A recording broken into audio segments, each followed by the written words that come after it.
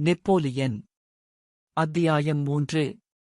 இளம் சிங்கம், the young line. 16 வயதில் இராணுவப் படிப்பை முடித்த நெப்போலியன் பிரான்ஸ் இராணுவத்தில் ஒரு துணை அதிகாரியாக பணியில் சேர்ந்தான். ஆனால் அவனது மனம் அமைதியடையவில்லை.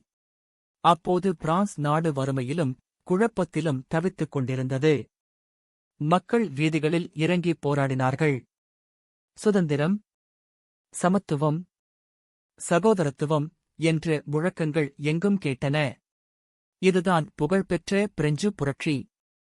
மன்னர் ஆட்சி தூக்கியெறியப்பட்டது.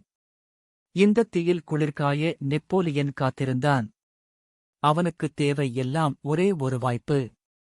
அந்த வாய்ப்பு துலோன், டோலன் என்ற துறைமுக நகரத்தின் வடிவில் வந்தது. அந்த நகரத்தை ஆங்கிலேய படைகள் கைப்பற்றி வைத்திருந்தன. பிரெஞ்சு படைகளால் அதை மீட்க முடியவில்லை. அந்த போர்க்களத்திற்கு ஒரு சாதாரண கேப்டனாக நெப்போலியன் வந்தான். அவன் நிலப்பரப்பை ஆராய்ந்தான்.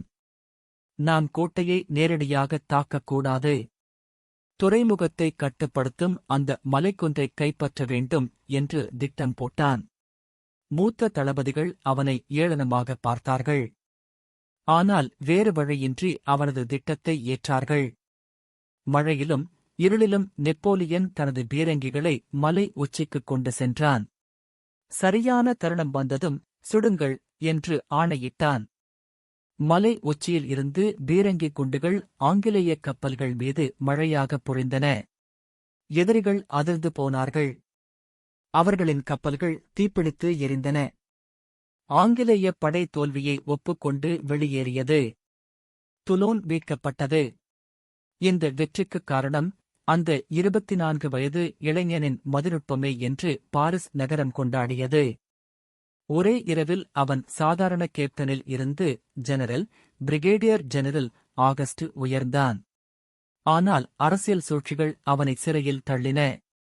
சில காலம் அவன் வேலையில்லாமல் வறுமையில் பாரிஸ் வீதிகளில் அலைந்தான். அவனது உடை கிழிந்து போயிருந்தது. மீண்டும் ஒரு கலவரம் வெடித்தபோது அரசாங்கம் அவனையே தேடி வந்தது. இந்தக் கூட்டத்தை கலைக்க உன்னால் முடியுமா என்று கேட்டார்கள். எனக்கு முழு அதிகாரம் கொடுத்தால் முடித்துக் காட்டுகிறேன் என்றான் நெப்போலியன். அவன் தயங்காமல் பீரங்கிகளை வீதியில் நிறுத்தினான். கலவரக்காரர்களை நோக்கிச் சுட்டான். பாரிஸ் அமைதியானது. இப்போது அவன் கையில் இத்தாலிய படையின் தலைமை பொறுப்பு ஒப்படைக்கப்பட்டது. இத்தாலியில் முகடிருந்த ஆஸ்திரிய படைகளை விரட்ட வேண்டும். அந்த படைவீரர்களுக்கு சரியான உணவில்லை, காலில் செருப்பு இல்லை. சோர்வாக இருந்தார்கள். நெப்போலியன் அவர்களை பார்த்தான்.